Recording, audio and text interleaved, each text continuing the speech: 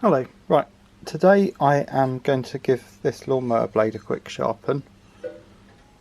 I don't know if you can see, this is the surface that's the cutting edge, and it's really quite dull. I'm not going to worry about any of the rest of it because the rest of the surfaces aren't the ones that cut the grass. It's only this one that is the one that's in contact with the grass. So I'm going to use a bench grinder, but basically all I'm trying to do is remove a bit of material there so that this edge here is sharper. It doesn't matter too much exactly on angles or anything like that. It's a lawnmower blade, but if you're removing large quantities of metal or anything, cover your eyes because you don't want a little chunk of metal to end up in an eye. And of course never trust a YouTuber on what they say because you've got no idea from anyone who anyone is, what experience they've got, how safe they may or may not be.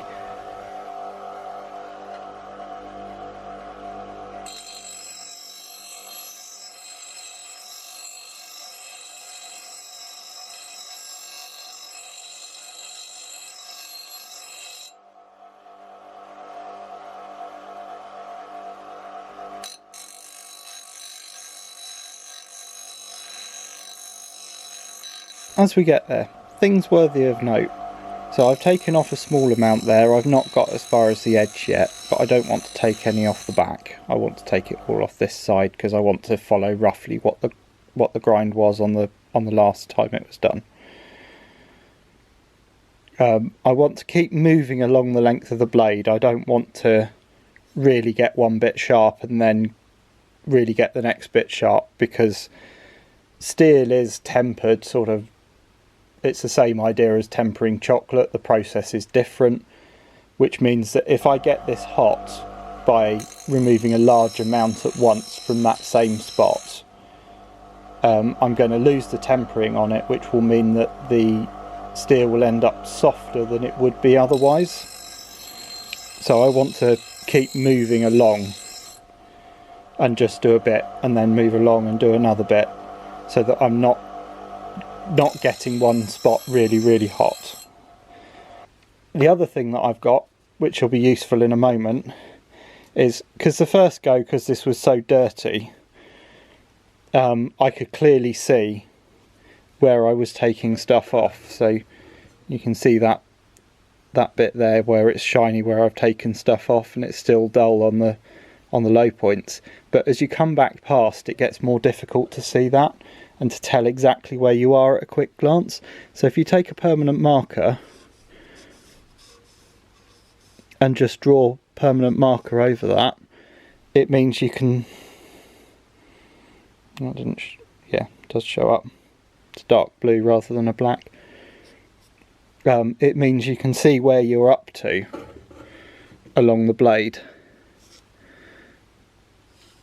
So it means you can tell, as you've got it on the wheel, whether you're too shallow an angle or too steep an angle, because we want to take that off evenly across to keep the same blade angle. And it's not absolutely vital, but it's best to keep it sort of similar.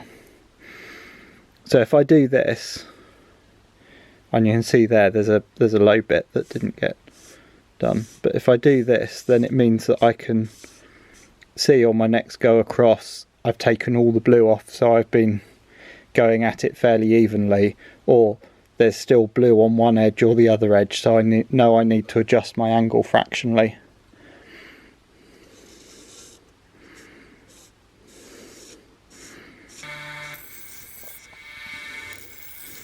So I'm going to do this, and then I'm going to repeat it and do this again a couple of times, and just slowly work down to it.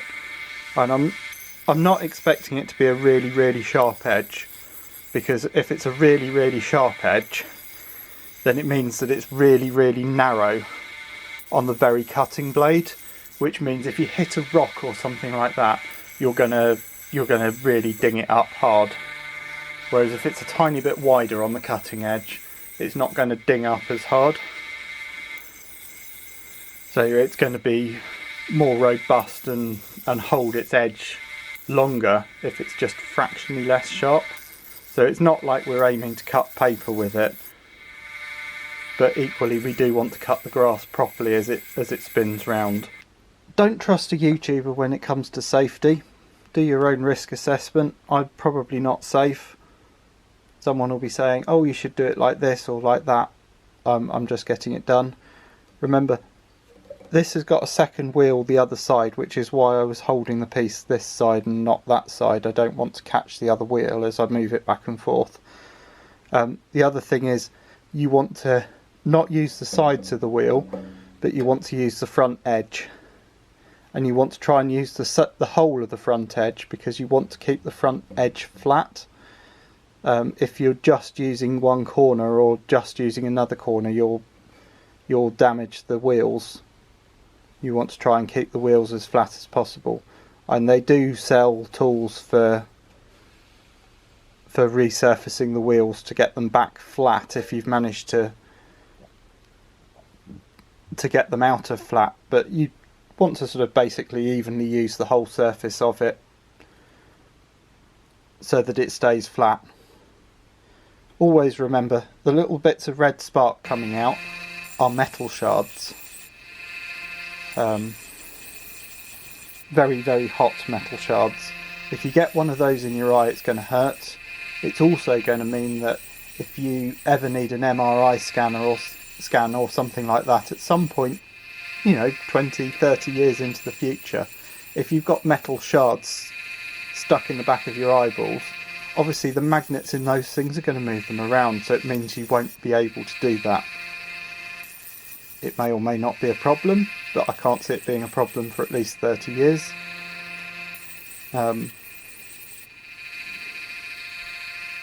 So look after yourself. Don't necessarily copy what I'm doing, but keep yourself safe. Right. Other things worthy of note. Some blades are symmetrical from top and bottom, so you can actually flip them. This one isn't. Make sure you've got it the right way up.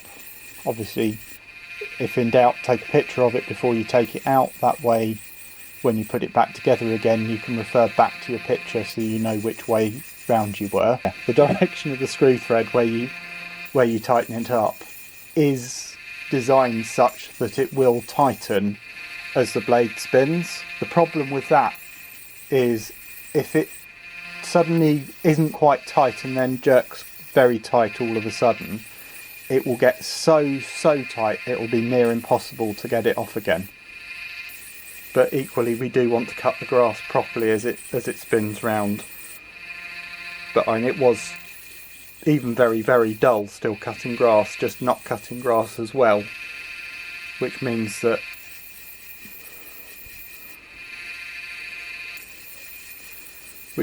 as you cut the grass, you're going to get like more of a jaggedy edge on the ends of the grass, which means that the grass plant is going to have to put some energy into sorting out its jaggedy edge and trying not to let any diseases or infections in.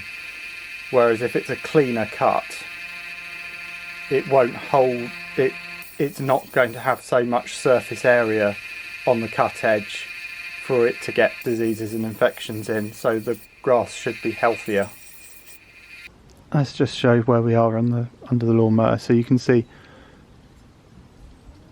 nice sharpened bits, both ends. I'm not worried about the rest of it, it's just that bit. It's not sharp, because if it was sharp, if I hit a rock, it would just instantly go dull. So it's to a reasonable point. Bearing in mind some lawnmowers have plastic cutters, and if you've got a garden strimmer, that's probably got plastic cutters. You probably don't need to worry too much about that. So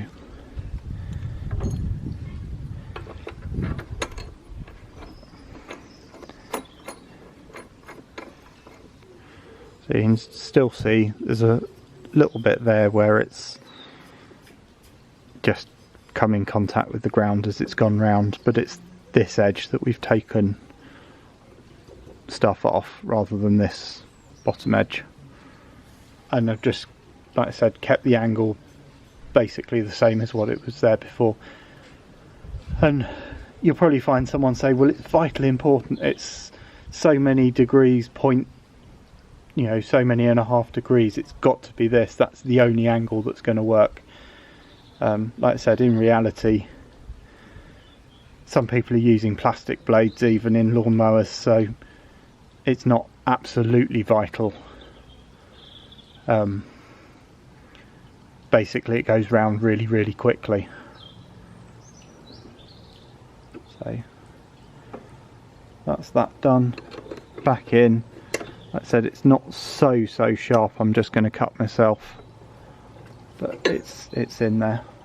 Thank you for watching. Look after your fingers and your eyes if you're doing this, and never trust a YouTuber when they say something about safety, because everyone's going to say you can't do it like this, or yes, that's a good plan, or something like that.